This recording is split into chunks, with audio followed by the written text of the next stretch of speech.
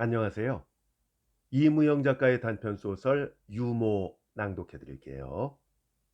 작가에 대한 자세한 소개는 본 동영상 설명란을 참고하시기 바랍니다. 그럼 지금부터 작품 만나보시죠. 유모, 이무영. 유모 제도에 대한 아무런 비판도 없이 나는 유모를 두었다.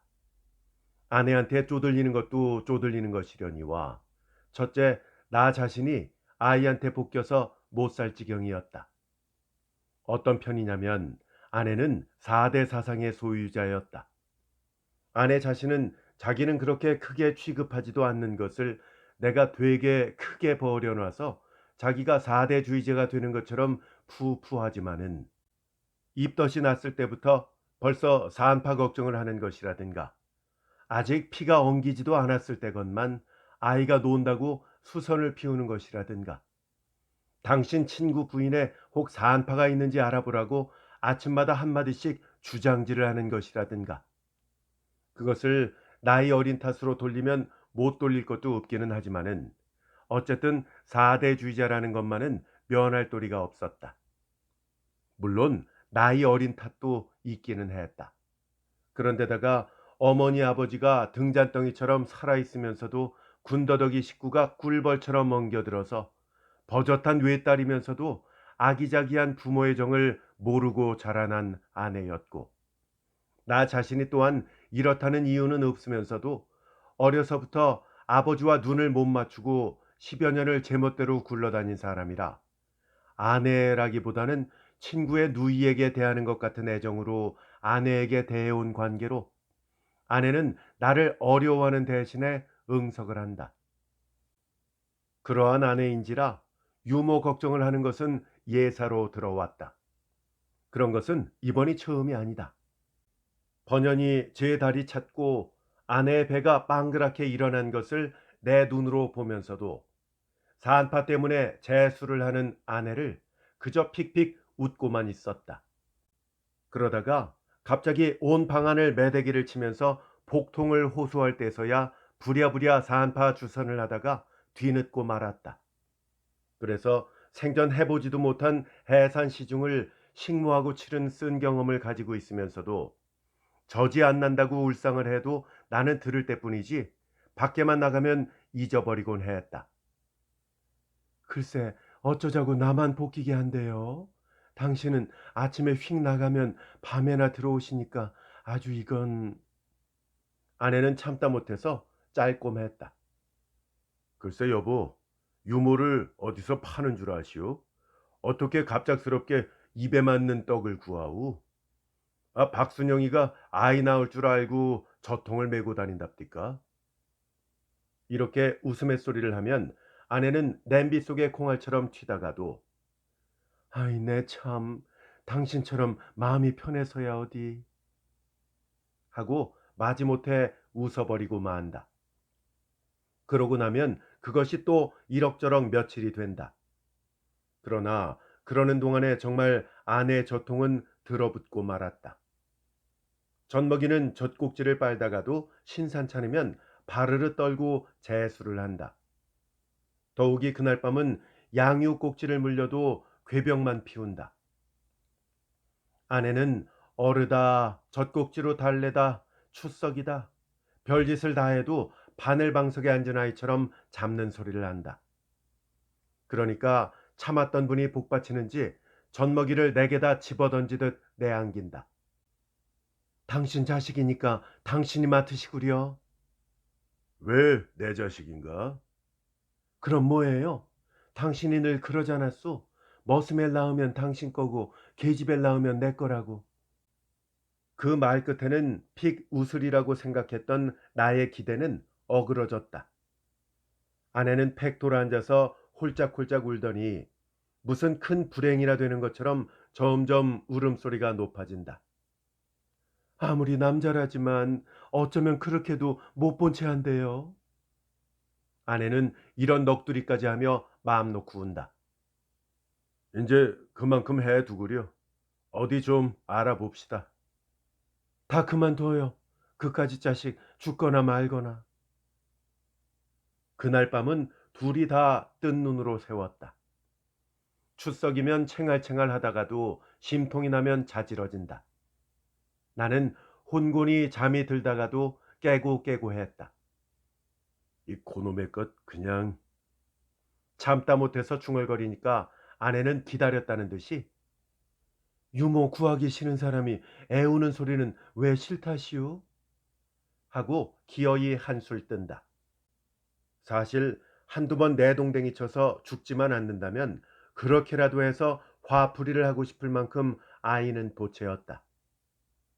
이럴 즈음이라 유모가 있다는 말을 듣자 나는 귀가 번했다. 그날 밤부터 오기로 작정이 된 뒤에야 외손녀 보러 온다고 3, 7일이 나자마자 뛰어 올라온 장모가 궁합을 봐야 하느니 손이 있는 날 여편네를 드릴 수야 있겠느냐느니 하면서 푸념을 하는 것도 못 들은 채 했다. 아내도 중학은 마친 터라 궁합을 본다고 서둘지는 않으나 유모의 젖을 분석해보지 않으면 안 된다고 꽤 까다로운 주문을 한다. 그러나 이것저것 다 따질 겨를이 없을 만큼 나는 며칠 내 아이한테 달달 볶여서 잠을 못 잤다. 뭘 그런 걸 다 따지요? 그 사람도 사람일 게니까 사람 젖이 나겠지. 사람 젖꼭지에서 개젖이야 나겠소. 하지만 그 집 혈통도 안 보고 어떻게 젖을 얻어먹인대요? 무슨 병이 있는지 누가 안대요? 글쎄 괜찮대도. 아이 소개하는 사람도 점잖은 사람이고 K씨의 어린 것도 이 사람 저주로 살아났다는데 이렇게 꾸며대기도 했다. 실상 그런 걱정이 안 되는 것도 아니었지만은 그야말로 만들어 파는 물건도 아닌 유모를 또 어디 가서 얻어올 길이 망연했던 것이다. 그래서 끝끝내 뻑뻑 우겨대는 것을 젖도 없는 것이 애는 못하러 낳는 게야 하고 서슬이 펄에서 윽박질러 놓고 그래도 나와서는 유모를 소개해준 같이 잡지를 보는 S를 도렴동으로 찾아갔다. 우리는 문학 잡지 발간에 관한 의논을 한 뒤에 온 뜻을 이야기했다. S는 나의 이야기를 듣고는 글쎄 하더니 안으로 들어간다. S도 자기 부인이 소개한 것이라 잘 모르는 모양이었다. 안으로 들어가서 한동안 있더니 자기 아내도 유모의 근본에 대해서는 백지라고 한다. 자네가 하도 애를 쓰기에 집사람더러 좀 수소문을 해보라고 했더니 저 집에 있는 식모가 소개를 해서 지금 그 사람을 말하더라네. 저 집에 갔다 오면 웬만 것이 알겠지만은 뭐 혈통이 어떤지 병이 있는지 그것까지 알 수 있겠는가? 그도 그럴 것이었다. 그래서 모자를 들고 일어서려니까 S는 기를 쓰고 붙들었다. 아니야. 뭐 어떻게 되었든 유모는 데려다 놓고 봐야지 않겠나? 글쎄 안 깨나. 유모 집도 화동이라니까 뭐 화동에서 개동이야 못 찾아가겠는가? 그리고 지금 저 집에 가서 식모한테 물어보고 오겠다니까 그동안에 우리 이야기나 좀 더 하세 그려. 아니 뭘 일부러 가시기까지야. 바로 욕인데 뭘. 뭐 볼 일이 없어도 하루에 몇 번씩 가는걸. S 부인의 보고도 우리의 예측대로였다. 고향은 밀양이라는 것과 남의 소작으로 겨우 입에 풀칠을 해가다가 삼남 수제에 논이 개천이 돼버려서 서울로 올라왔다. 나이는 30이나 시골 사람 요량에서는 만혼인데다가 아들 하나 있던 것을 물에 띄우고 젖먹이가 하나 있었으나 그것마저 잃어버렸다. 이것이 S 부인의 보고였다. S와 저녁을 같이 하고 집에 돌아온 때는 유모도 벌써 와 있었다. 언뜻 보고 그만하면 싶었다. 나이가 좀 앳되어 보이기는 했지만 기골이 장대한 것이 얼굴도 투덕투덕했다. 얼굴에 화기가 안 도는 것은 고생에 찌들려 그런 것이리라 했다. 깐깐스러운 장모의 눈에도 거슬려 보이지는 않았던지 사람도 걱실걱실한 게 괜찮구먼서도 아이가 죽었다니 깨름칙하자는가?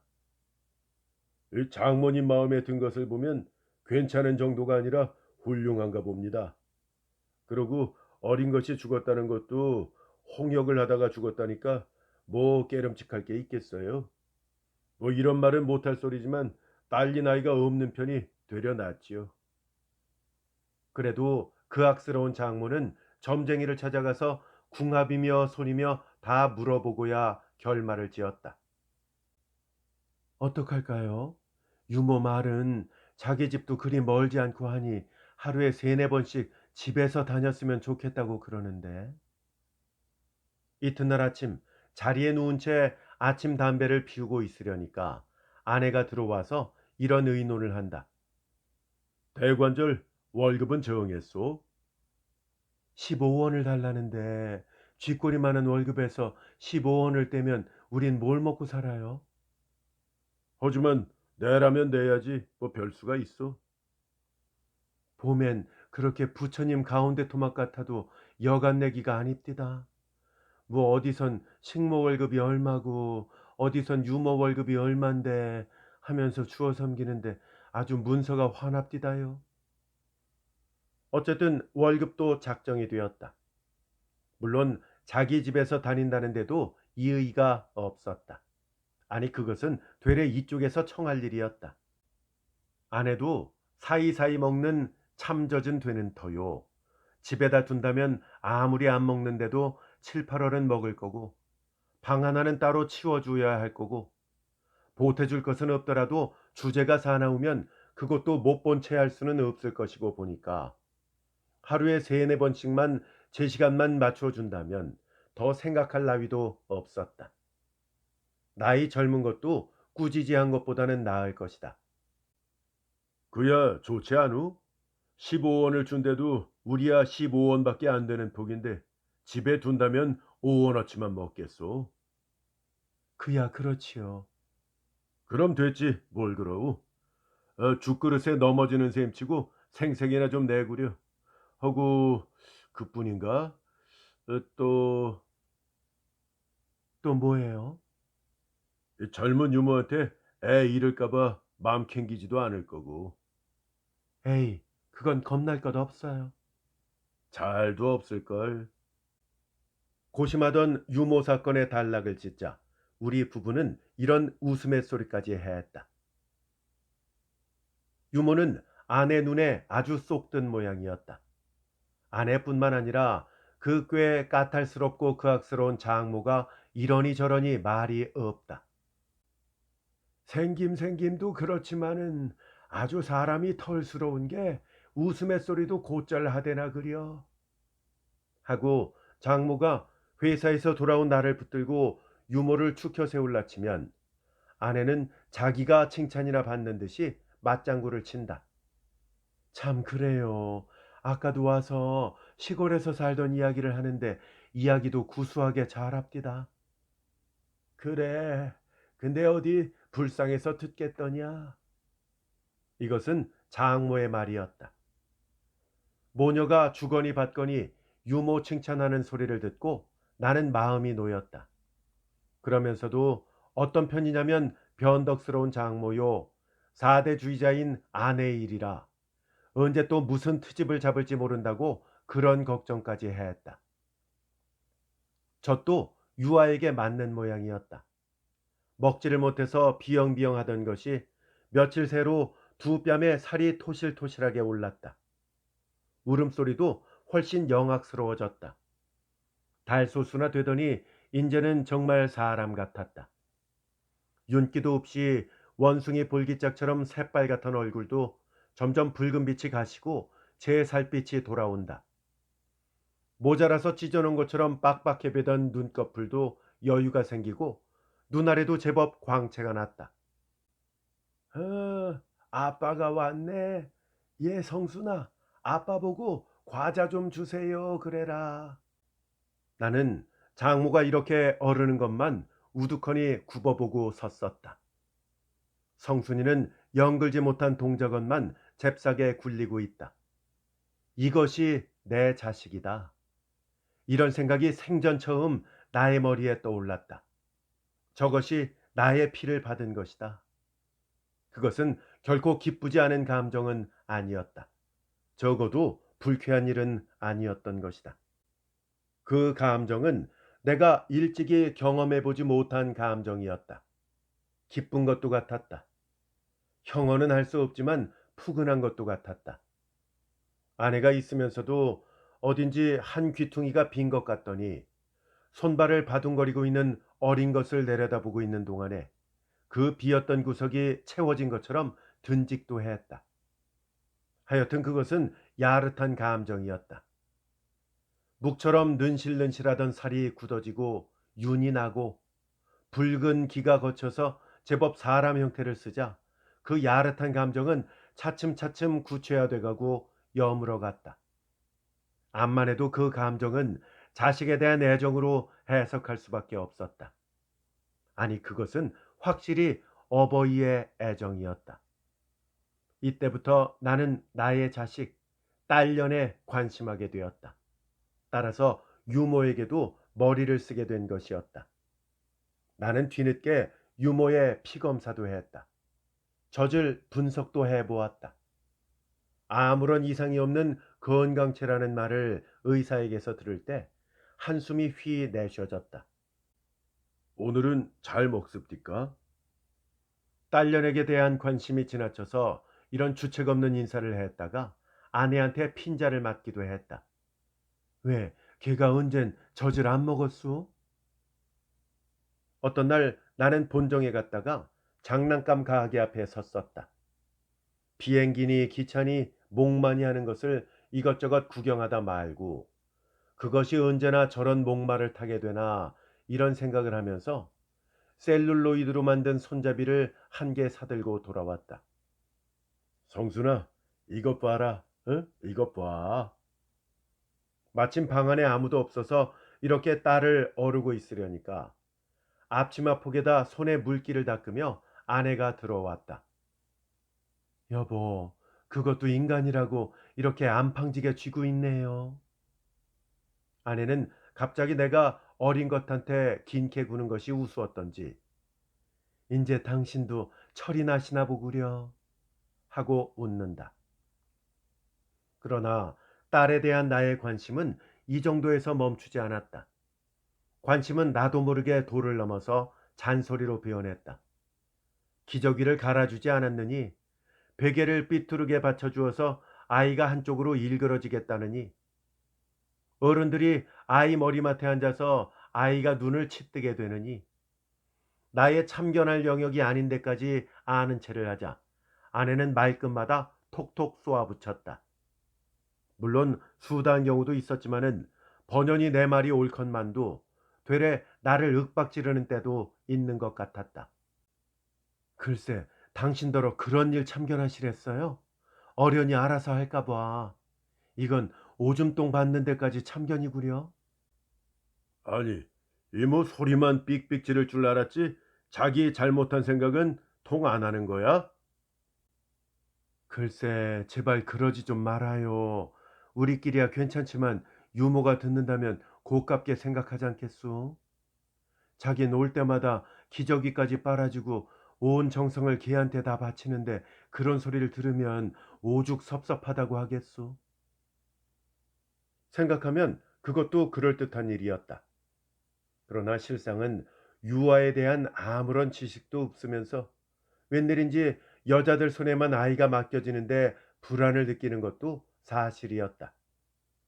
이리하여 나는 아내에게서 아이에 관해서는 비용을 지불하는 이외에 절대 간섭을 허락지 않는다는 명령을 받고 말았다.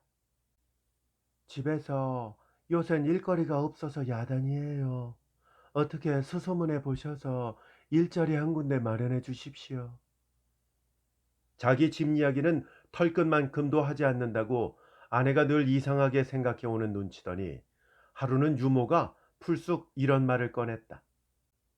아내는 이상하다는 듯이 나를 쳐다보더니 거 어디 하나 천해 주시구려 하고 말한다.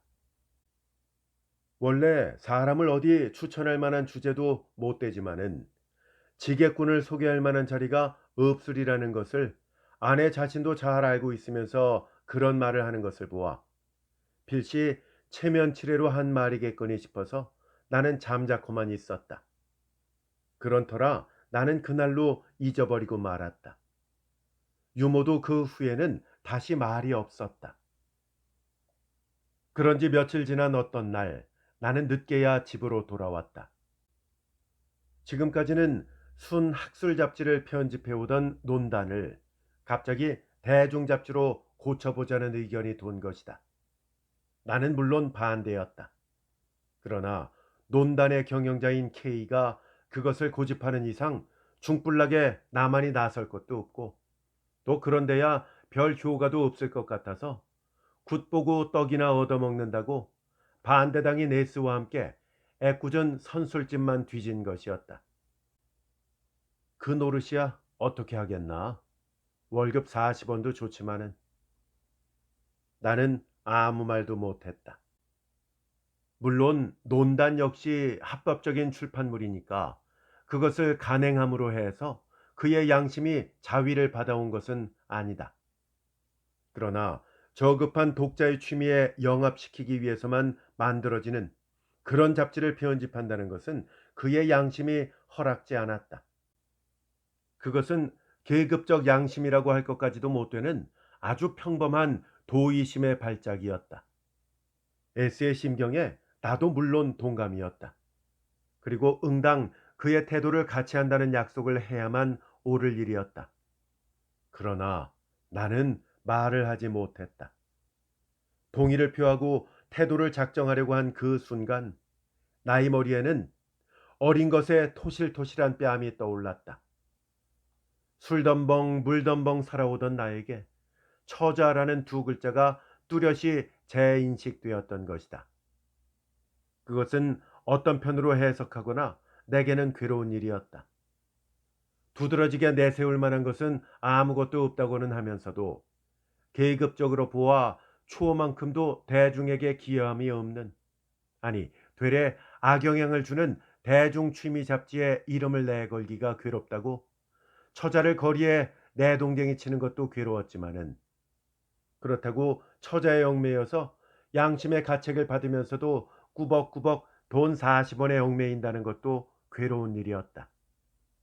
그러나 그런 이야기를 아내에게 할 도리가 없었다.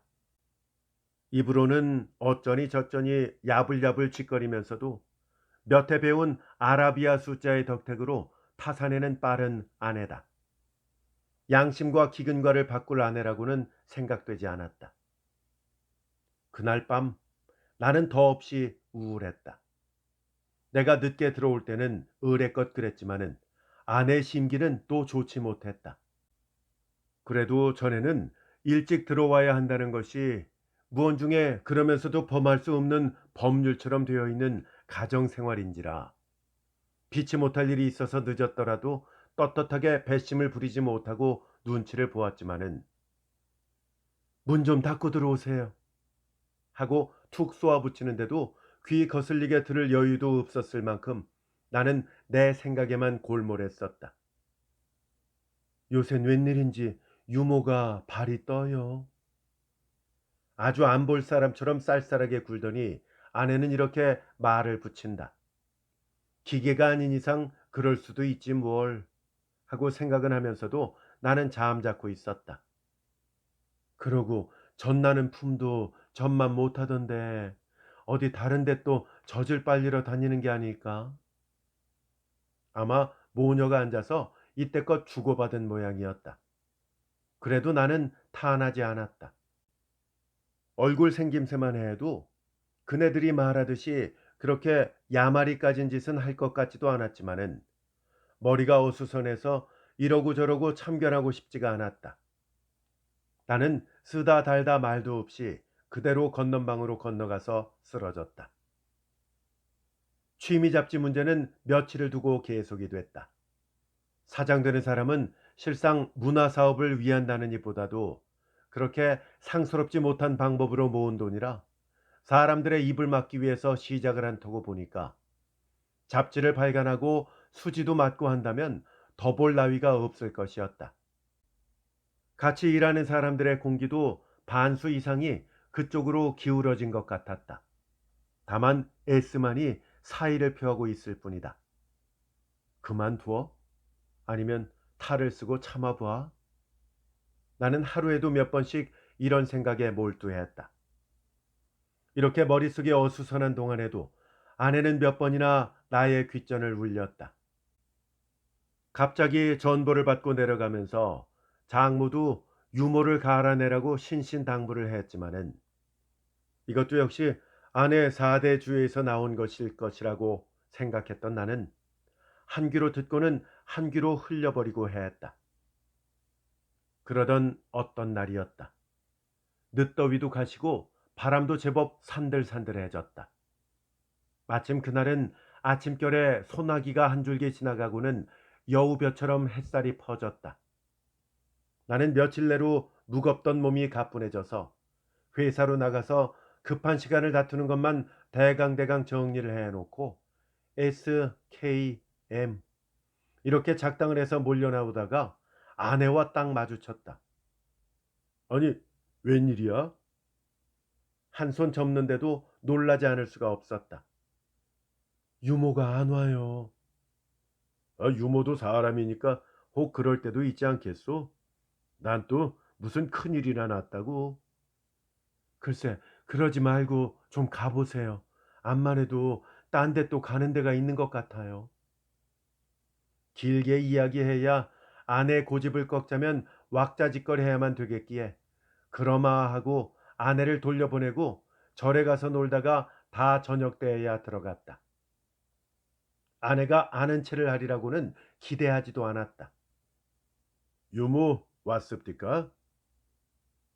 나는 젖먹이 머리맡에 놓인 양유통을 보았다. 그럼 온종일 안 왔나 보구려. 다 저녁 돼서야 다녀갔어요. 대꾸하기도 싫다는 말씨다. 왜? 무슨 일이 있답니까? 남편이 아파서 몸을 못 배쳤다고 그러더군요. 아무리 남편이 아프기로서니 엎드러지면 코 닿을 때니 잠깐 다녀감직한 노릇이라고는 생각했지만은 그렇지 않아도 성이 머리끝까지 난 아내를 북돋아 줄 때도 아니다. 나는 또 한 번 참았다. 8시가 지나서 유모가 왔다. 그래, 바깥어른이 편찮다더니 좀 어떠시오? 하고 물으니까 유모는 잠깐 머뭇거리는 눈치더니 이제 그만해요. 하고 다소곳이 고개를 떨어뜨린다. 어디가 편찮으셨는데요? 몸살이죠 뭐. 몸살이요? 몸살이라면 남의 아이를 맡은 사람이니까 잠깐 다녀갈 수도 있지 않을까 싶었다. 어려워 마시고 바른 대로 얘기를 하구려. 우리 친구의 영안 의사도 있고 하니까 좀 가서 보이기라도 하게요. 뭐려, 몸살인데요. 유모는 몸살만 자꾸 내세우더니만 자기도 난처하던지 화병이에요, 화병. 벌이는 없죠. 양식은 떨어지죠. 성미는 급하죠. 단 두 식구라면야 우리가 드리는 거 가지면 그럭저럭 조석은 끓여 먹지 않겠소? 응? 그야 뭐 15원 가지고 못 되고 하면 어렵게 하겠지만 살림이란 한도가 있는 거예요. 아내는 무슨 단서나 얻은 듯이 이렇게 꼬집어 말을 한다. 아이 참 생각해 보세요. 말이 15원이라지. 거기서 3원씩 집세 떼지요. 쌀값이죠. 나무값이죠. 약값이죠. 그리고 옷도 해 입어야 살지요. 그럼 월급을 올려달란 말이에요? 아내는 얀정없이 말문을 콩 막는다. 유모는 펄쩍 뛰듯이 그렇지 않다는 것을 변명하고는 젖을 먹이고 일어섰다. 내일은 일찌감치 올게요. 아내는 내다보지도 않았다. 그 후로도 아내는 날마다 앉으면 유모 말을 했다. 처음에는 귀담아 듣지도 않았지만은 하도 여러 번 듣고 나니까 사실 요새는 유모가 좀 몸을 사리는 것 같아 보였다. 어린 것도 전에는 지 어미 젖꼭지를 물고는 챙알대다가도 유모가 젖통을 들이대면 끽소리 없이 벌컥벌컥 들이켜던 것이 며칠 내로는 몹시 시답잖아 하는 모양이었다. 어떤 때는 신푼형스러우면 젖꼭지를 문 채 잡는 소리를 하고 앙탈을 하는 때도 있었다. 아무래도 딴데 젖을 대는 게야요. 그렇게 흔하던 젖이 요새 갑자기 그렇게 말라붙을 리가 없어요. 아내는 하루에도 몇 번씩 되뇌었다. 그제야 나도 생각이 났다. 호끼니 때 와서 밥 먹는 것을 보면 거량이라기보다도 허겁지겁 퍼넣는다. 그것은 맛나게 먹는 것이 아니라 시장에서 먹는 것 같았다. 먹던 밥을 주어도 김치 국물을 들이부어 무말랭이를 넣고 썩썩 비벼서는 아귀같이 퍼넣는다. 그것으로 보아 식량을 못 채운다는 것은 짐작되었다. 물론 15원에서 3원 칩세를 떼고 장정 두 식구가 먹는데 여유가 있을 터기야 없다지만은 그렇게까지 식량이 못 된다는 것은 그의 자취시대를 요령해 본데도 의심스러운 일이었다. 하지만 남편이 약질이라서 약첩이나 다리게 된다면 돈 10원 가지고 풍성할 게 어디 있으랴. 이렇게 돌려 생각도 해보았다. 그리고 또 모체가 그렇게 부실하게 먹는다면 젖이 안 나는 것도 의당하리라 생각하자 그대로 내버려 둘 수도 없다 싶었다. 그러나 내게는 더 여유가 없었다. 아니, 여유가 없는 정도가 아니라 현재도 15원씩을 떼내고는 담배 한 갑 맘 놓고 사 피우지를 못하는 터다. 여기저기 1, 2원씩, 어떤 때는 3, 40전씩 거미줄 얽히듯 빚을 저우는 터였다. 그렇다고 아내 말대로 유모를 갈아들일 수도 없는 일이었다.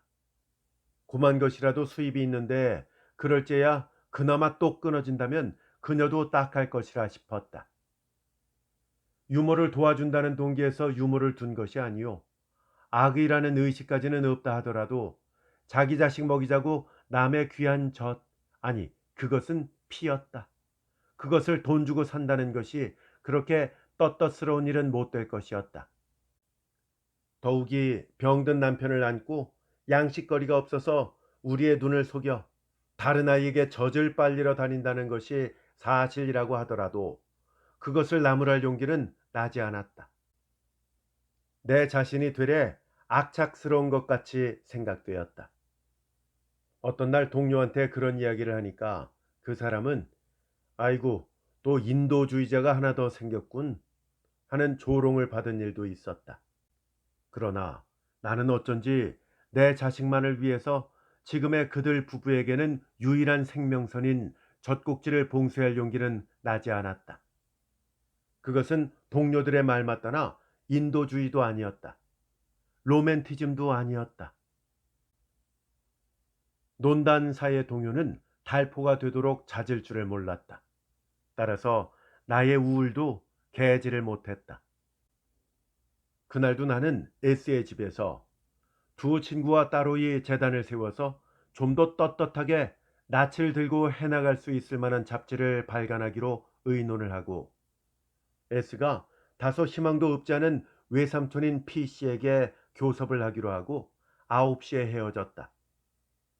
나는 거기서 다시 팔판동 M에게 간단한 보고와 부탁을 겸해서 하고 M도 출동을 시켰다. M의 집을 나온 때는 10시가 훨씬 지났었다.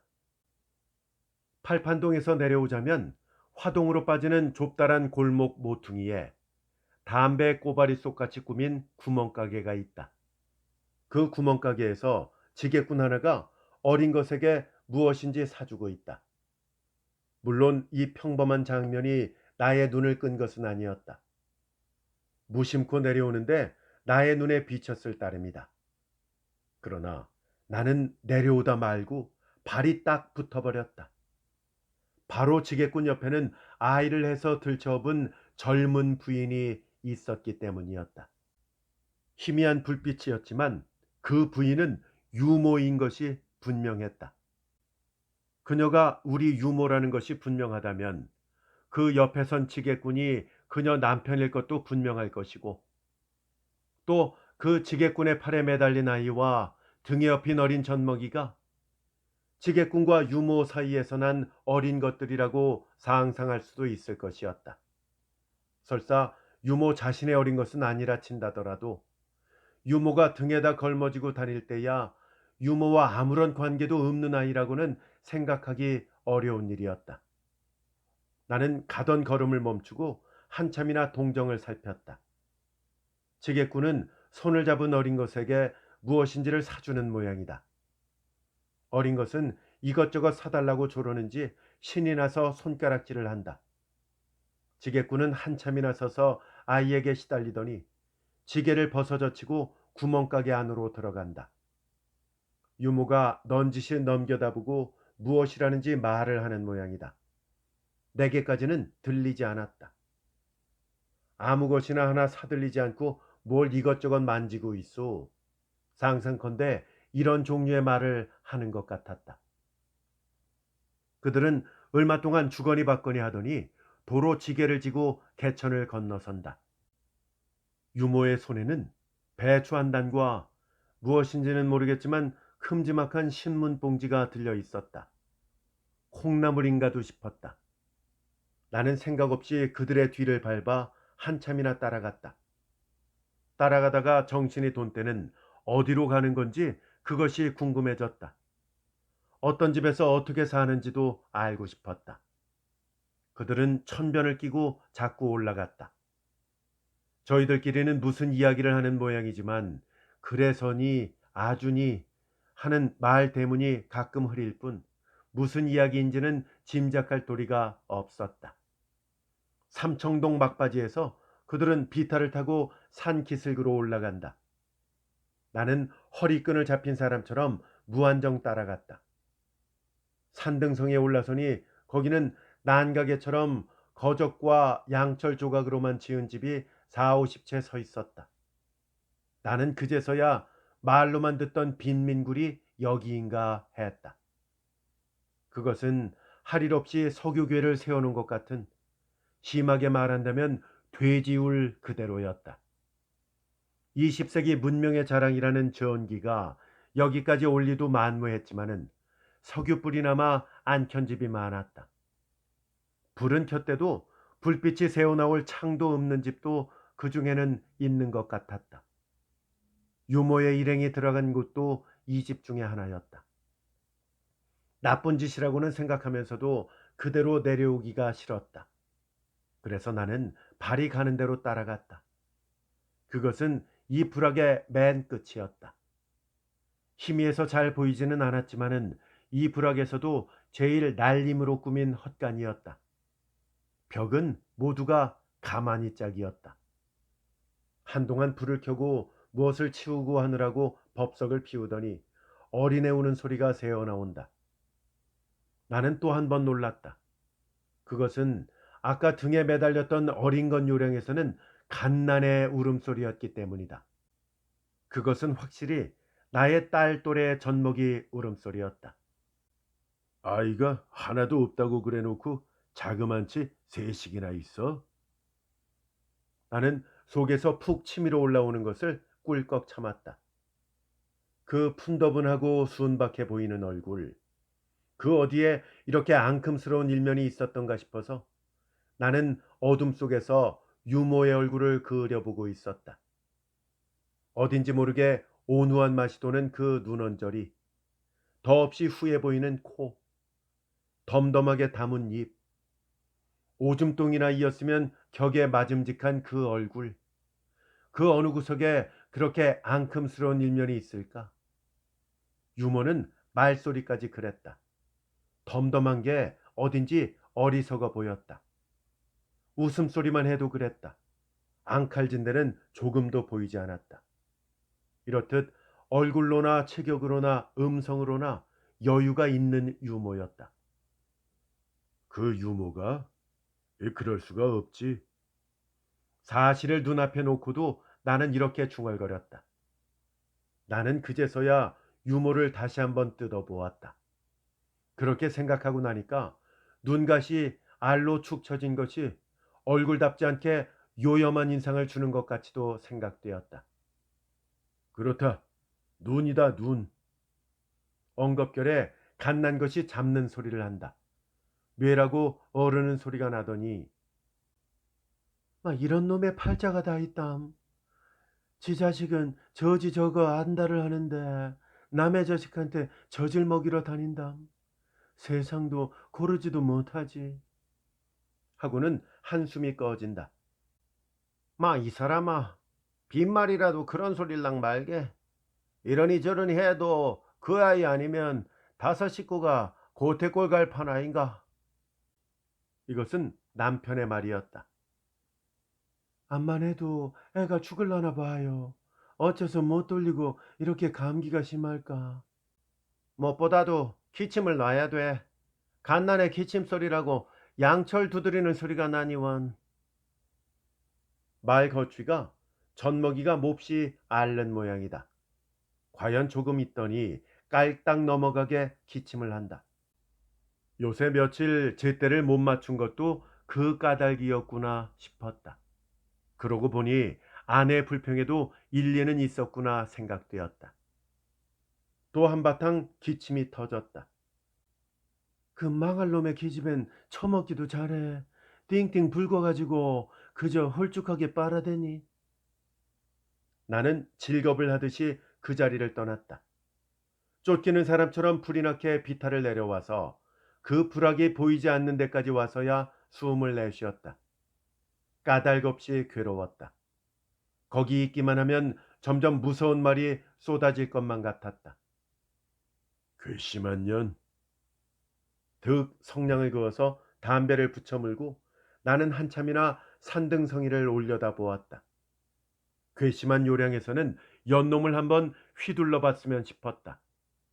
속이는 것보다도 속은 것이 분했다. 처음부터 그런 사정을 이야기했더라도 자식 없는 젖이 날 데가 없을 게고 나 또한 그렇게 수수때 속처럼 차지를 않은 터고 보니 그만 것쯤이야 양해할 수도 있었을 것이었다. 그런 자기를 감쪽같이 골려먹은 유모가 밉다 못해 분했다. 에이, 나쁜 것들. 어디들 좀 보자. 15원이나마 없으면 너희들도 어려울걸. 나는 길을 걸으면서도 혼자 되뇌었다. 내가 자식을 굶겨 죽이는 한이 있더라도 네 젖은 안 먹일 테다. 집에 도착하자마자 정말 저 때문에 큰일 났어요. 내 젖은 그나마도 안 나고 유모 젖은 자꾸만 줄어가고. 집에 들어서기가 무섭게 오만상을 찌푸렸을 말소리다. 짜증을 내더라도 방에 들어가서나 냅시다 그려. 애는 배를 못 채워서 참는 소리를 하고 온종일 나 혼자서만 매대기를 치니 어디 살겠어요? 아이 볼 계집애를 하나 얻어주든지 식모를 하나 구해보든지. 이제 그만해두. 하고 나는 방으로 들어와서 아내가 앉기를 기다려서 근데 여보 하고 말을 꺼냈다. 아내는 무슨 이야기인가 싶어서 나를 빤히 쳐다보고 앉았다. 그러나 막상 이야기를 하자고 드니까 차마 용기가 안 난다.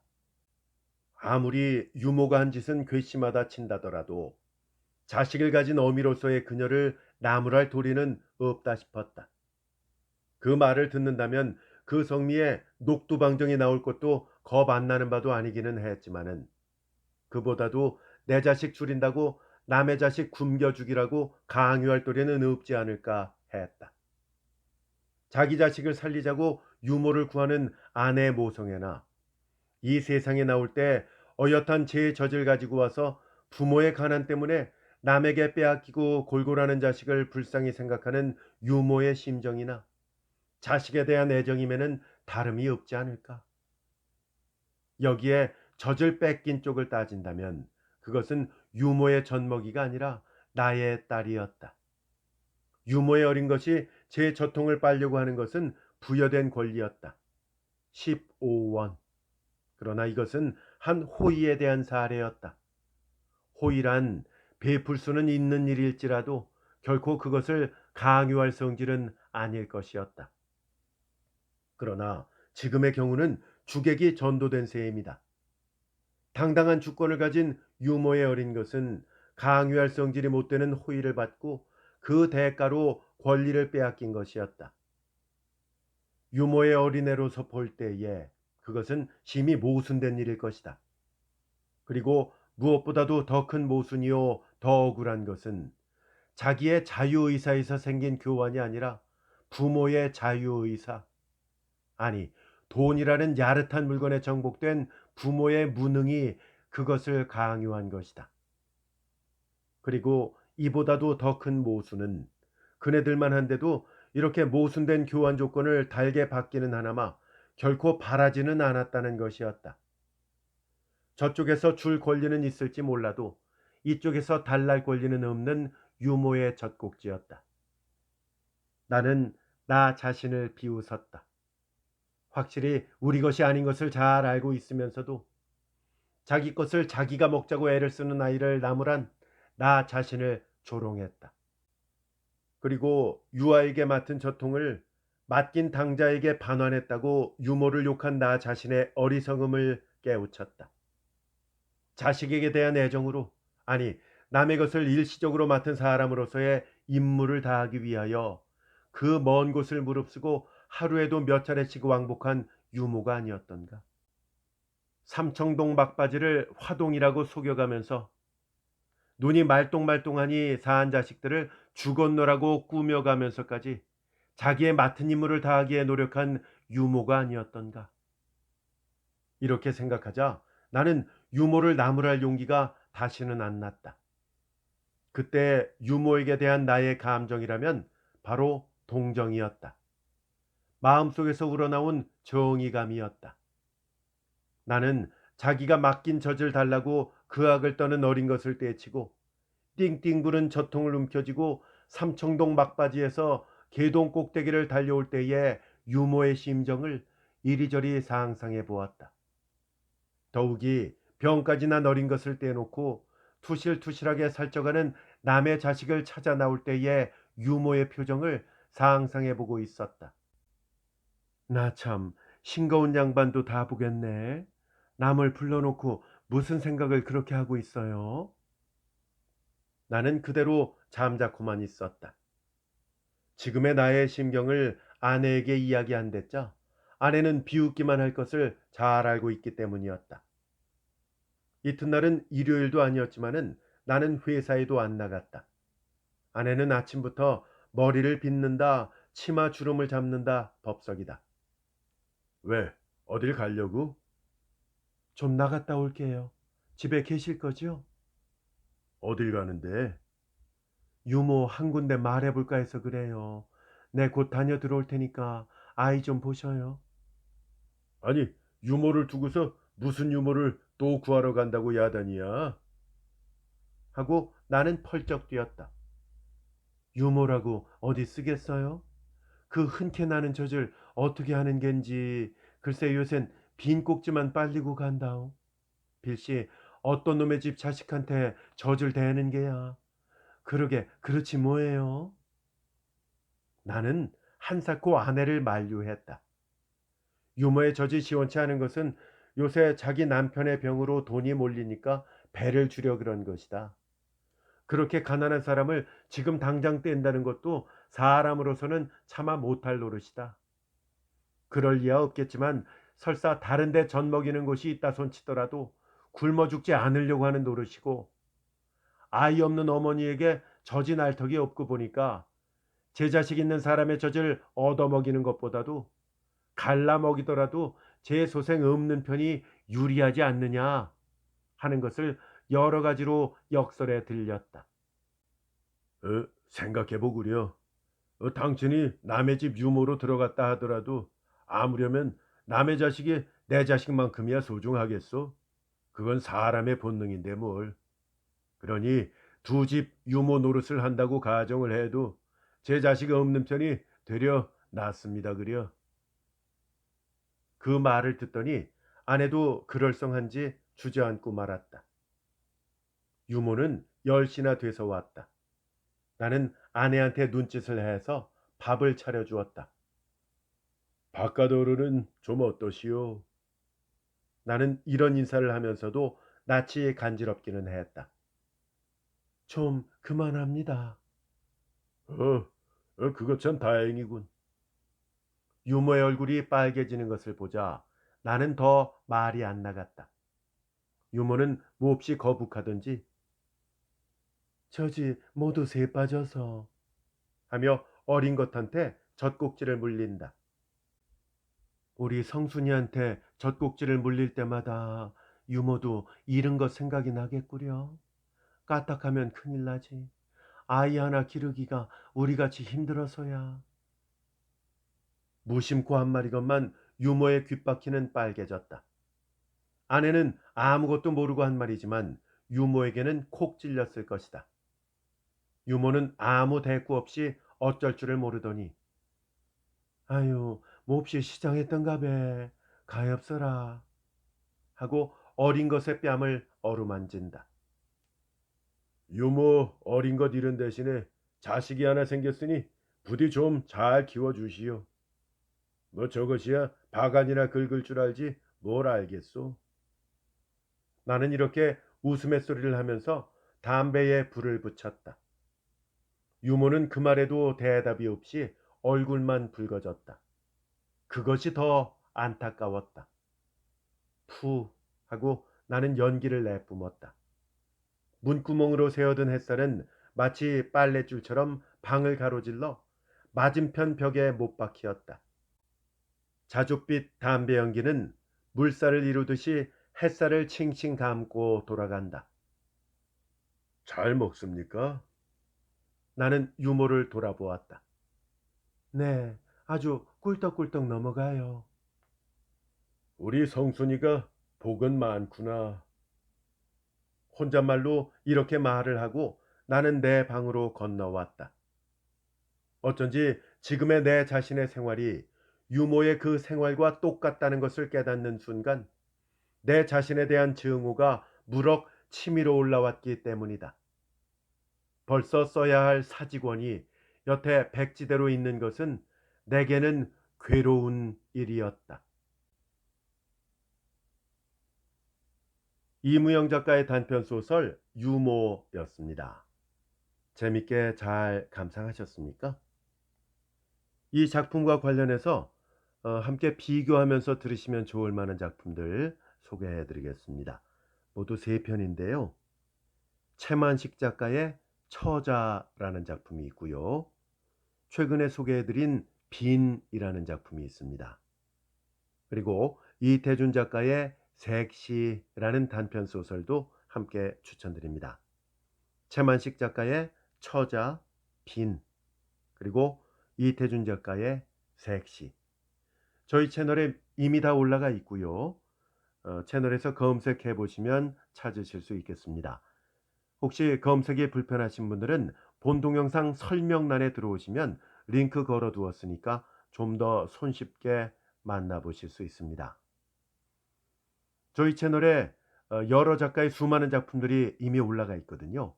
재생 목록에 들어와 보시면 각 작가별로 작품들을 모아둔 것을 확인하실 수 있습니다. 한번 둘러보시고 아직 듣지 못한 작품들이 있다면 꼭 감상해 보시기를 추천드립니다. 구독 신청, 좋아요, 댓글, 알람 설정 부탁드립니다. 끝까지 함께 해주셔서 대단히 감사합니다. 다음에 더 좋은 작품으로 함께 할게요. 안녕히 계십시오.